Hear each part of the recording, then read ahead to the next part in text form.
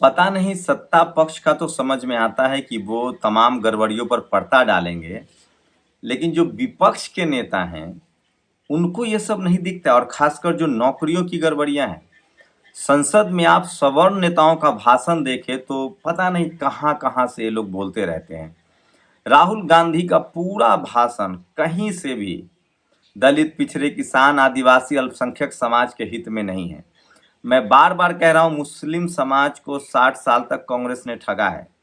BJP ने तो साफ ही कहा कि हम आपके लिए कुछ नहीं करेंगे, वो हिंदू ध्रुवीकरण की राजनीति कर रही थी। लेकिन कांग्रेस का एजेंडा होता है कि दलित, पिछड़े, आदिवासी, किसान, अल्पसंख्यक पर इतना अत्याचार हो जाए, इतना अत्याचार हो, उनके इतने हकमारी हो कि वो हमारे साथ डर की वजह से बने रहें। और दिलीप मंडल इसी को उजागर कर रहे हैं, तो उनको कहा जा रहा है कि वो राज्यसभा जा रहे हैं। राज्यसभा जा रहे हैं तो क्या दिक्कत है?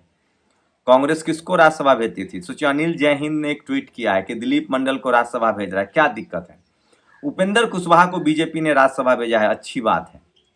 हम लोग पॉलिटिकल डाइवर्सिटी के पक्षधर हैं, हम लोग किसी के न दोस्त हैं न दुश्मन हैं। हम सामाजिक हितों की रक्षा चाहते हैं, संवैधानिक हितों की रक्षा चाहते हैं, इस देश की सेना की मजबूती चाहते हैं। हम एक मजबूत राष्ट्र चाहते हैं जो किसी भी जाति या धर्म के नाम पर न चले, जो इस देश के संविधान से चले और जहां सभी धर्मों का सम्मान हो और सभी लोगों को बराबर का हक हो। अगर सब कुछ ठीक था तो 60 साल में कांग्रेस ने क्यों नहीं गड़बड़ियां ठीक की, और 10 साल में बीजेपी उससे ज्यादा करे। लेकिन बीजेपी एक चीज कर रही है, पॉलिटिकल डाइवर्सिटी तो दे रही है। बीजेपी पॉलिटिकल डाइवर्सिटी दे रही है और इसीलिए उसके बाकी मुद्दे नहीं छुप जाएंगे। सोचिए, यूपी में जो खबर आ रही है कि 50 से ज्यादा कॉपी, जजों की भर्ती में कॉपी बदल दिए गए। आप बताइए, इस पर कोई बात करने के लिए तैयार नहीं है। पता नहीं सांसद कहाँ सो जाते हैं। मुझे तो राहुल गांधी की भाषण पर ताज्जुब होता है और तरस आता है। वो तो अच्छा हुआ बीएसपी सुप्रीमो मायावती ने साफ साफ कहा है कि ये लोग संसद में विकास के मुद्दों पर बात नहीं कर रहे हैं और जानबूझकर धर्म के मुद्दे पर ये बहका रहे हैं देश को। चंद्रशेखर आजाद ने भी इस बात को उठाया और उन्होंने कहा है कि हम संवैधानिक अधिकार पर बात करेंगे, दलित, पिछड़े, किसान, आदिवासी, अल्पसंख्यकों की बात करेंगे। अभी मुस्लिम समाज को लगता है कि कांग्रेस बहुत अच्छा कर रही है। आप गफलत में हैं। सही है कि 60 साल में सबसे ज्यादा नरसंहार कांग्रेस शासित राज्यों में हुआ, कांग्रेस के राज में हुआ है। और गोधरा कांड भी जब हुआ था तो केंद्र में कांग्रेस की सरकार थी। क्यों नहीं कांग्रेस ने अमित शाह और मोदी को सजा दे दी, फांसी पर झुला दिया? मैं इसीलिए कह रहा हूं, आपको समझना पड़ेगा, ये नागनाथ हैं और सांपनाथ हैं, और ये आपके संवैधानिक अधिकारों की बात नहीं करेंगे। और जब तक आपका संविधान सुरक्षित नहीं है, जब तक आपको संवैधानिक अधिकार नहीं मिलेगा, आपके हिस्से में कुछ भी नहीं आने वाला है। तो वो तमाम बड़ी खबरें जो सोशल मीडिया पर वायरल है, राहुल गांधी और खड़गे जी में मुझे खड़गे जी का भाषण अच्छा लगा। उन्होंने जातिवाद, मनुवाद के खिलाफ बोला, उन्होंने आरएसएस पर हमला किया, कॉलेज यूनिवर्सिटी की बात की, नौकरियों की बात की। मुझे लगता है कि संसद में भी कांग्रेस को किसी दलित, पिछड़े, आदिवासी, किसान, अल्पसंख्यक समाज के नेताओं को लीडर ऑफ अपोजिशन बनाना चाहिए था। राहुल गांधी बिल्कुल जमीन से जुड़ी बातें नहीं जानते हैं और वो एक बार फिर से धर्म के मुद्दे पर कांग्रेस, बीजेपी को बड़ा मौका दे रहे हैं और आप दिलीप मंडल से इनकार नहीं कर सकते। और सोचिए, अडानी ग्रुप चीन से इंजीनियर बुलाकर अपना सोलर प्रोजेक्ट पूरा करवाना चाहता है। आईआईटी 2004 के 38% इंजीनियर बेरोजगार हैं। ये भी बात सही है। और आईआईटी में जिस तरह से दलित, पिछड़े, आदिवासियों की हकमारी हो रही है, पिछले 10 साल में जिस तरह से ड्रॉप आउट हुआ है बच्चों का 13,000, उस पर बात हो। देश के समय समय पर होने वाली विभिन्न परीक्षाओं की पवित्रता के साथ ही वर्तमान में खासकर मेडिकल की नीट, यूजी एवं पीजी परीक्षाओं को लेकर जो अनिश्चितता बनी हुई, उससे लोगों में बेचैनी एवं चिंता, आक्रोश की लहर स्वाभाविक है, जिसका शीघ्र अस्थायी समाधान हो। बीएसपी सुप्रीमो मायावती हमेशा टू दी पॉइंट और मुद्दों की बात करती हैं और ये देश को आगे और मजबूत ले जाएगा। इलेक्शन कमीशन को लेकर जो मनोज झा का ये बयान है वो भी सोशल मीडिया पर वायरल है। लेकिन मैं फिर बता दूं, कांग्रेस ने भी कई सारे इलेक्शन कमीशन को राज्यसभा भेजा है। तो बीजेपी भी उसी तरह से सरकार चला रही जैसे राज्यसभा। और चुनाव के दौरान अगर चुनाव में 99 सीट जीतने के बाद वक्त बदल गया है, जज्बात बदल गए। पूरे चुनाव में एक बार भी शिव जी की फोटो नहीं दिखाई थी। अखिलेश जी भी अब बाबा साहब की फोटो नहीं दिखाते, अगले चुनाव तक छुट्टी। गलत बात है जी, चीटिंग है। तो सोचिए, आज कम से कम अखिलेश यादव ने जाति जनगणना, रिजर्वेशन की बात की, ईवीएम की बात की, लेकिन राहुल गांधी के भाषण से गायब था।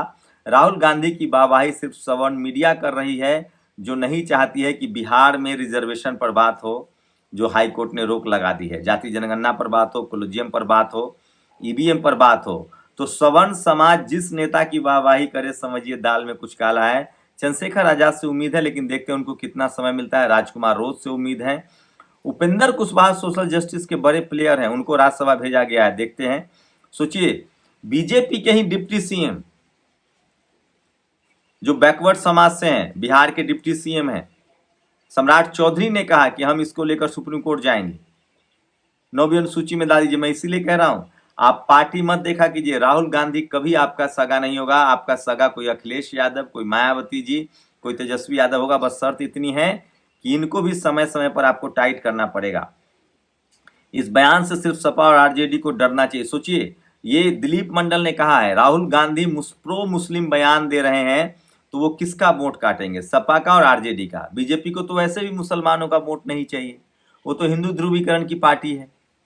लेकिन बीजेपी सत्ता से बाहर इसलिए हो रही है क्योंकि दलित पिछड़ों को आप मार के उनका अधिकार छीन के सत्ता में बने नहीं रहना चाहते हैं। इसलिए देर सवेर ही सही दलित, पिछड़े, आदिवासी, किसान, अल्पसंख्यक को उनका अधिकार मिलेगा जब हम जैसे लोग, दिलीप मंडल जैसे लोग बोलेंगे। अनिल जैहिंद सिर्फ राहुल गांधी के ओएसडी बन गए हैं। अनिल जैहिंद से पूछा जाना चाहिए, शरद जी किसके खिलाफ लड़ रहे थे? जगदेव प्रसाद, रामस्वरूप वर्मा, करुणानिधि, सोनेलाल पटेल की आज जयंती है, वो उनकी हड्डियां कैसे टूट गई थी? इस बयान से सिर्फ सपा और आरजेडी को ही डरना चाहिए।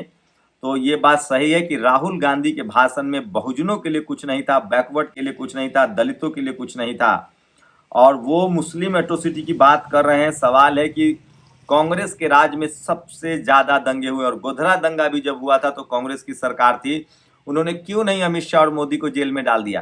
तो राहुल गांधी से मैं व्यक्तिगत रूप से मिल चुका हूं, नील बटे सन्नाटा है।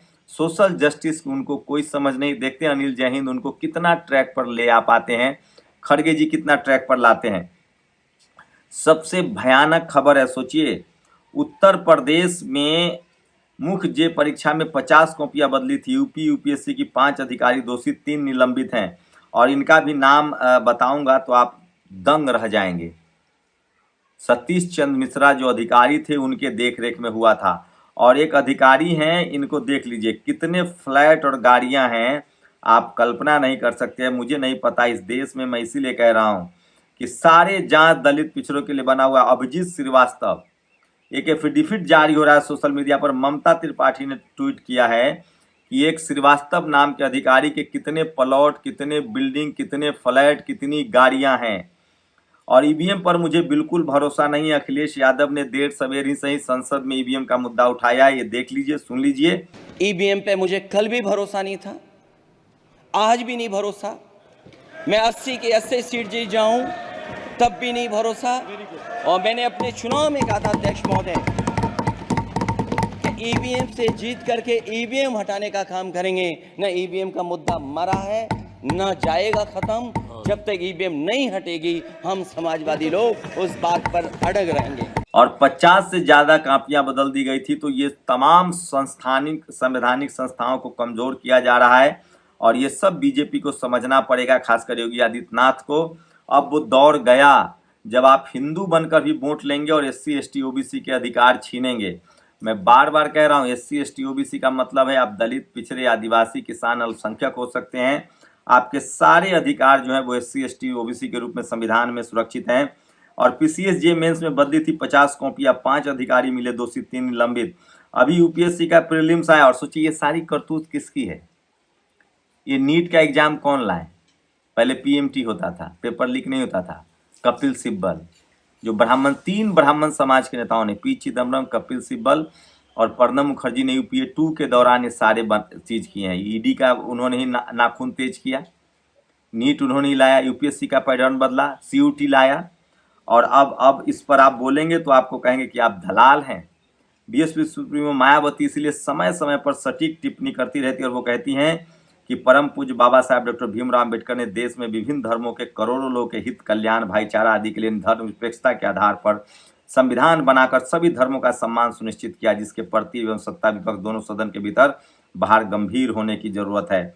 तो ये सिर्फ और सिर्फ धर्म के नाम पर राहुल गांधी सवर्ण वोट साधना चाह रहे हैं, मुस्लिम वोट साधना चाह रहे हैं। उनको लगता है कि दलित पिछड़े हमको तो ऐसे ही वोट दे देंगे, लेकिन ऐसा नहीं होने वाला है। मैं फिर कह रहा हूँ, बैकवर्ड समाज को सचेत होना चाहिए। मुस्लिम समाज सिर्फ धर्म के नाम पर बीजेपी को हराना चाहता है।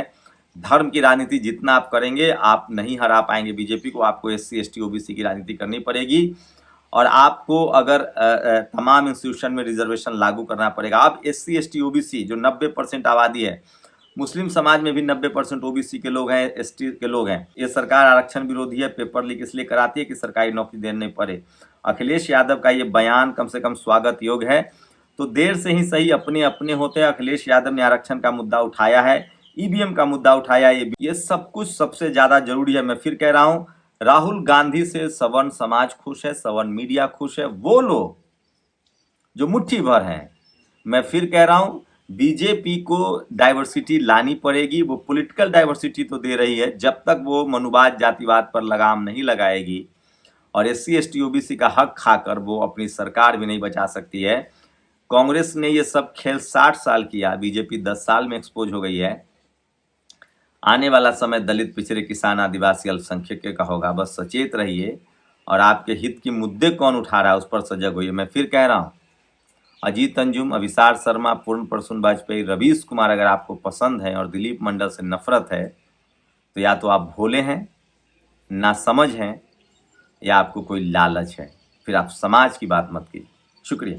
नेशनल दस्तक की आपसे गुजारिश है कि अगर इसको बचाना चाहते हैं तो नेशनल दस्तक को सब्सक्राइब करने के लिए रेड कलर के सब्सक्राइब बटन को दबाएं, फिर बेल आइकन की घंटी दबाएं। नेशनल दस्तक को बचाने के लिए बहुत जरूरी है कि हर खबर को शेयर करें, लाइक करें, कमेंट जरूर करें।